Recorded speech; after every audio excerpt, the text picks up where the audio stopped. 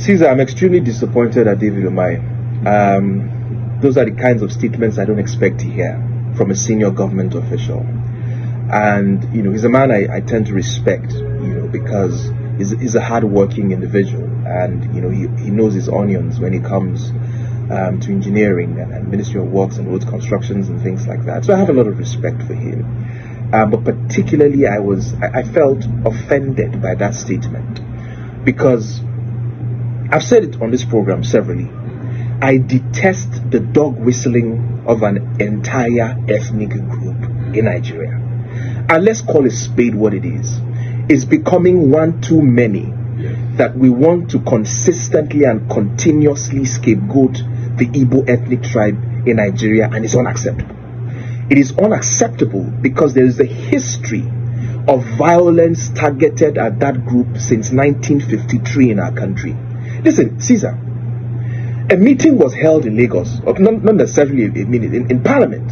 Anthony Nahoro moved a motion for the independence of Nigeria. The North opposed that motion, and at the train station, when they were going back to their constituency, they met a crowd that was essentially mocking them. They got back to the North. Chief Akintola led a tour across the North, to campaign essentially for the independence, to rally the North in support of Nigerian independence. Guess what happened after that? Riots broke out in northern parts of Nigeria, particularly in Kano, where over 240 Igbos were massacred. Were they the ones that demanded for Nigeria to have an independence at that time? In 1966, particularly in May, months before the Civil War happened, thousands of them were massacred across northern cities, and they had to flee to the east for safety, because thousands of them were indiscriminately killed for what they knew nothing about. Right? So let's not even talk about the Civil War and the hundreds of thousands that were massacred, and the fact that after 1970, this entire ethnic group had to start from the scratch again to begin to build their lives. And Caesar, look at what they have done since 1970.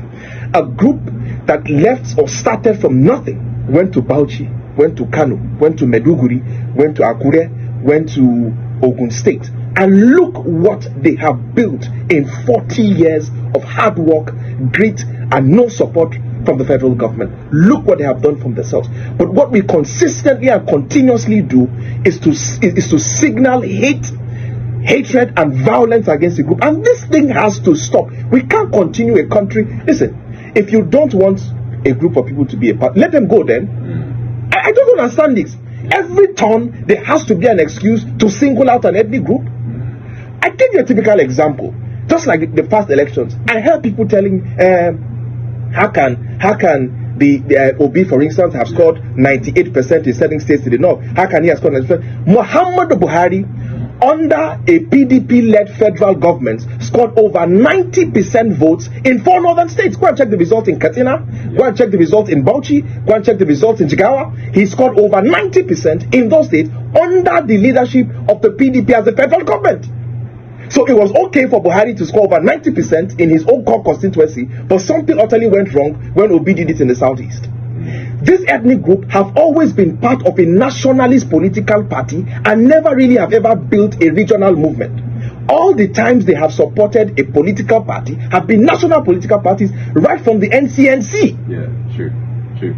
They have a stakeholder in the PDP. They don't have a regional party in the sense that we had ACN in the southwest, in the sense that they had AMPP in the north. They did not have the behemoth of a regional political party.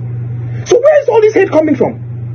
Where is all this hate coming from? They tell you now, for instance, that they have a rabid mob who are harassing people on the internet because their candidate lost. We have very short memories. In 2011, a candidate lost in this country, and over 800 people were massacred in violence in the north. I so know this because I personally saved 11 core members and were hidden in my father's hotel in Kano. So what are we saying? 800 people were massacred because of the ambition of somebody in this country.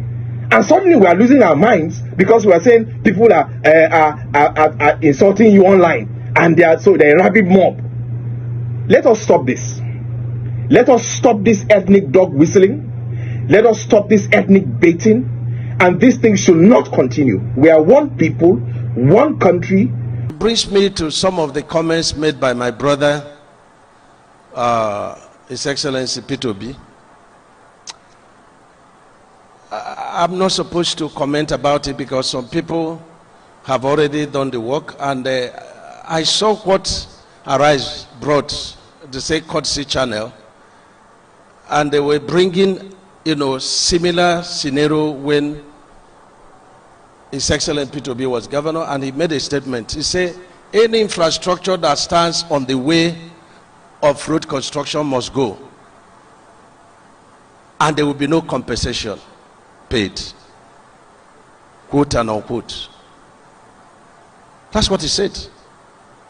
But look at me, by the human face of Renewed Hope Agenda Administration, we are even paying for people that are illegally staying on the coastline and do not even have, valid infrastructure and valid documents. That is messy. That is messy. Some people darken counsel without knowledge. There is devil in details. When you bring judgment, when you condemn people, you bring judgment upon yourself. And that's what he has done. And I think he's inciting some of the Southeast people that are not well informed.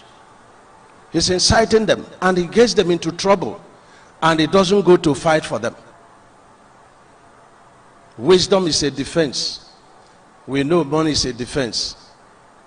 But wisdom gives life to those that practice it. And I want our people to have wisdom, because I'm involved.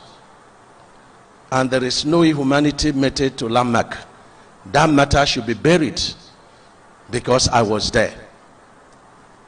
And so we fought